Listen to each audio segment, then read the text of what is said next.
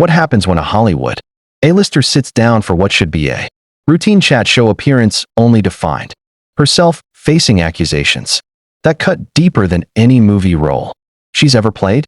Today, we're diving into the explosive moment when Salma Hayek walked off Kelly Clarkson's show after a fiery accusation that left everyone in the studio stunned. Before we get into this incredible story, make sure you hit that subscribe button and let me know in the comments what you think really happened here.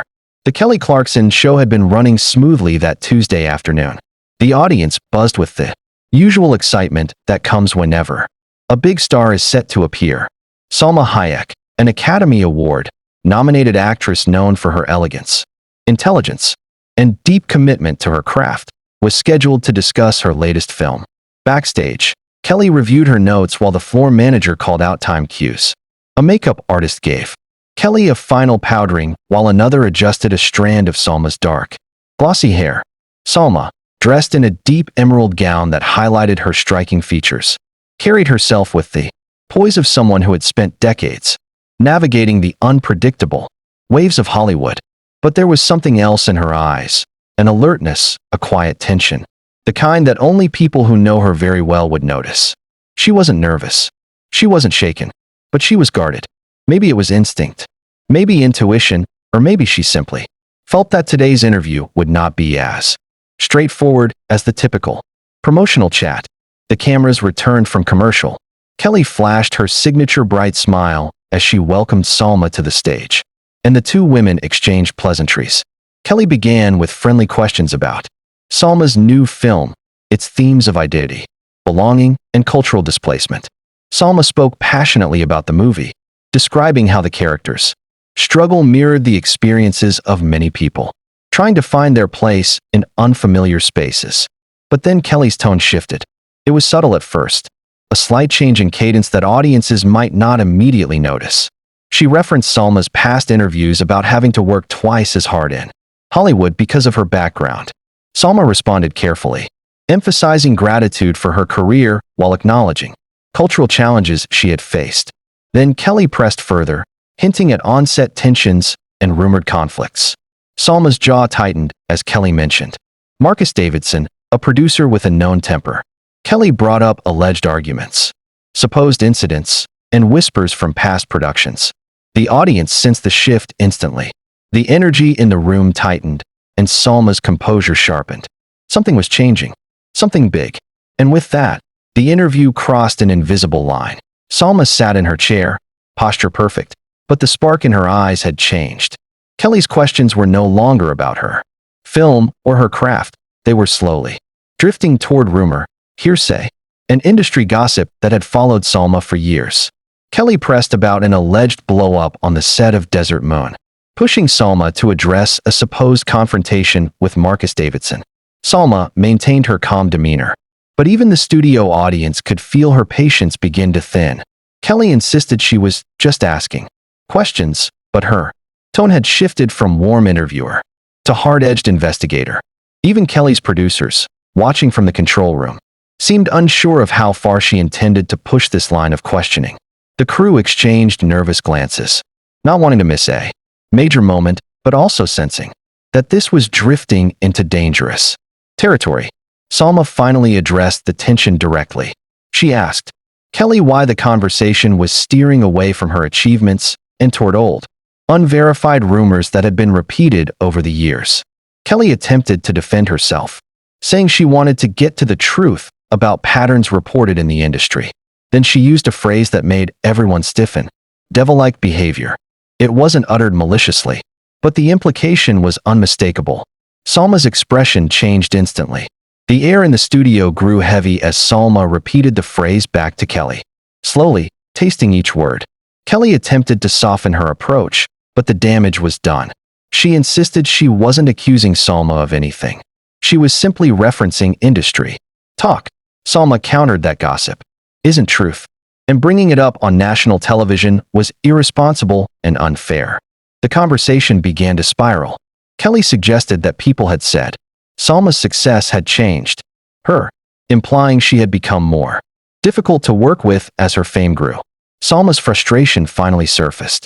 She questioned why men were labeled passionate, or perfectionists, for the same behaviors women were criticized for. Each point she made drew more tension into the room. The audience shifted in their seats, torn between discomfort and awe. Kelly tried to downplay the escalating tension, but every attempt only deepened the divide. Salma began addressing double standards in Hollywood, how women, particularly women from immigrant backgrounds, were judged differently. She highlighted the harsh realities she faced early in her career, including being told she wasn't American enough for certain roles. Kelly tried to pivot back to safer ground, but she had already lost control. Salma held the floor now, and the truth she was unpacking was far more powerful than any rumor Kelly had referenced. It wasn't just an interview anymore, it was a reckoning. The studio fell into a hushed tension as Salma continued speaking. She recounted moments that she had rarely shared publicly, moments when powerful men in Hollywood dismissed her, belittled her, or told her roles should be limited to stereotypes. She revealed how Marcus Davidson once told her that audiences expected her to play maids or mistresses, not complex characters with depth and intelligence. The audience gasped loudly, and Kelly's face paled. Salma explained how pushing back against disrespect had earned her labels like difficult or demanding. Meanwhile, male actors who threw tantrums or engaged in intense on-set behavior were praised as committed or visionary. The hypocrisy was glaring, and Salma was laying it bare for everyone watching. Kelly tried to salvage the situation with a vague apology, saying she hadn't known about Salma's past experiences. But Salma was quick to point out that Kelly should have known before bringing rumors onto her show. Researching a guest's real story is part of an interviewer's responsibility. Instead, Kelly had chosen gossip over truth. Then Kelly made a critical mistake. She said she thought Salma might be overreacting to industry concerns. The room froze. Even from the back row, you could feel the audience's shock ripple outward. Salma's face changed instantly. Pain, disbelief, and anger flickered across her expression. She repeated the word overreacting as if it were poisonous. She asked Kelly point blank whether she believed decades of discrimination could be dismissed as an overreaction.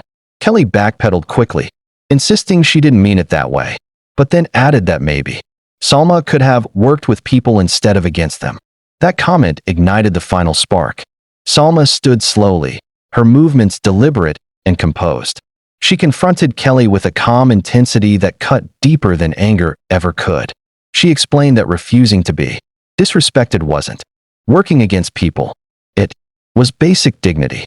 She listed scenarios where she had been told to hide her accent, soften her identity, or accept roles beneath her talent, all while being expected to smile and be grateful. Kelly attempted to interrupt, but Salma raised her hand, commanding silence. This wasn't anger anymore. It was truth spoken with decades of restraint breaking free.